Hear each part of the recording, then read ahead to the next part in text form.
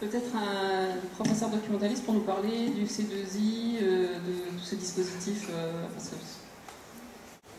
Bon, alors au niveau des CDI en lycée, je ne vais pas m'engager sur le complexe B-lycée parce que ça fait longtemps que je n'ai pas travaillé en lycée, mais effectivement on est confronté au problème de la surcharge des élèves qui viennent de l'étude, tout ça, et en même temps on a un rôle, nous, je pense tous ceux qui sommes ici, sommes très conscients de notre rôle de pédagogue. On doit former les élèves à exploiter l'information et notamment à utiliser l'information en ligne de manière raisonnée. C'est un cheval de bataille, mais on n'a pas de programme, on n'a pas d'heure, c'est toujours la même question, le même problème. Alors on bricole, chacun comme on peut dans notre coin, pour un résultat qui est très hétérogène, parce qu'on va avoir donc des élèves motivés, qui ont envie d'apprendre, d'autres qui ne vont pas mettre les pieds au CDI, à part ceux de 6e, qu'on voit tout le temps.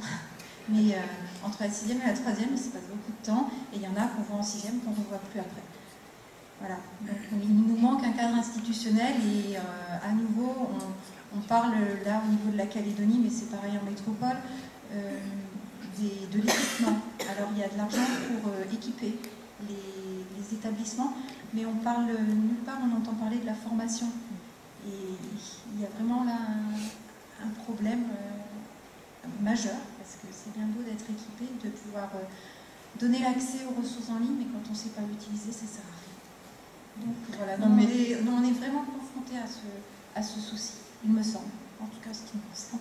Je vais compléter ce que disait Sylvie, parce que moi aussi je suis pour Mathilde Fouchard, je suis professeure documentaliste en collège depuis 4 ans.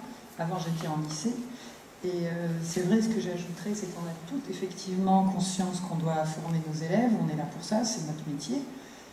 Mais maintenant, il semblerait qu'il y ait des budgets qui soient trouvés pour équiper en matériel. C'est très bien, mais après, il y a tout ce qui est la maintenance. Et qu'on est professeur documentaliste et on n'est sûrement pas administratrice réseau, la plupart, parce que je dis triste parce qu'on est une majorité de femmes.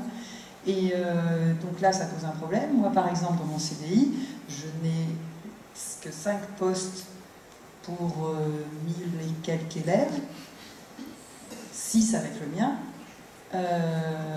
En ce moment, il y en a, et bien sur les 6, il y en a 2 qui ont accès à Internet tous les jours.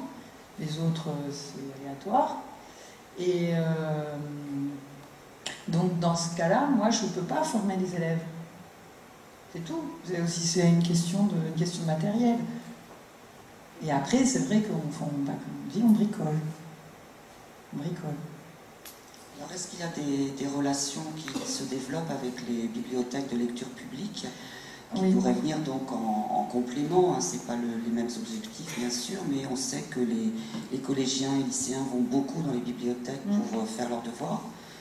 Donc, moi, à mon échelle, nous, c'est ce qu'on fait. Moi, au niveau du collège de Coutiot, c'est ce que j'ai fait tout de suite, puisque déjà au niveau du budget, je dirais au niveau de l'achat des livres, ça devenait limité. Donc, pour compléter mon fonds, eh bien, on se déplace, en plus, on est juste à côté, donc c'est pratique. Donc ça, c'est bien. Mais après, il y a des problèmes pareils, des problèmes de créneaux. Elles ont une organisation qui ne leur permet pas de pouvoir s'adapter à notre organisation de scolaire. Donc du coup, il y a des fois c'est possible et puis d'autres moments c'est pas possible. Oui, avec un accompagnement. Oui.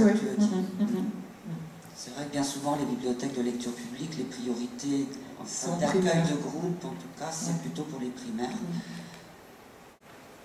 Je voudrais juste dire un petit mot par rapport à l'Internet et les bibliothèques de lecture publique. C'est un petit peu le même cas que la réponse pour la fourniture de documents électroniques à l'heure actuelle. C'est-à-dire que ça fait un petit bout de temps qu'on fournit un accès à Internet, mais on est nul. C'est-à-dire qu'on s'est dit, tiens, il faut fournir un accès à Internet, il faut avoir des postes et une connexion.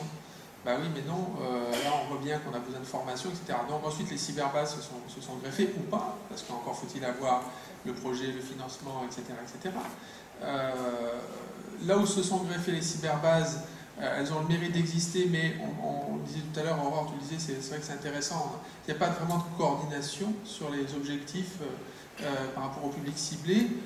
Moi, ce que j'en vois, mais peut-être que je me trompe, c'est que c'est essentiellement, bien sûr, la jeunesse, essentiellement les ados, etc., qui viennent utiliser les cyberbases, et que nous, en tant que bibliothécaires de lecture publique, on a justement une visée large, y compris au niveau du public. On dit toujours les bibliothèques c'est pour les enfants. Ici, non, ce n'est pas pour les enfants, c'est aussi pour les enfants, mais pas seulement.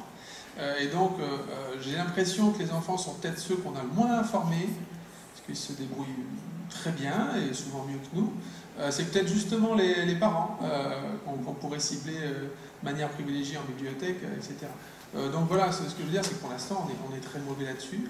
On a peut-être des postes, mais on n'a pas forcément les personnels, ou alors les personnes n'ont pas la formation. S'ils avaient la formation, on n'aurait pas forcément les espaces, parce que quand on commence à parler de formation, on fait un espace de formation, etc.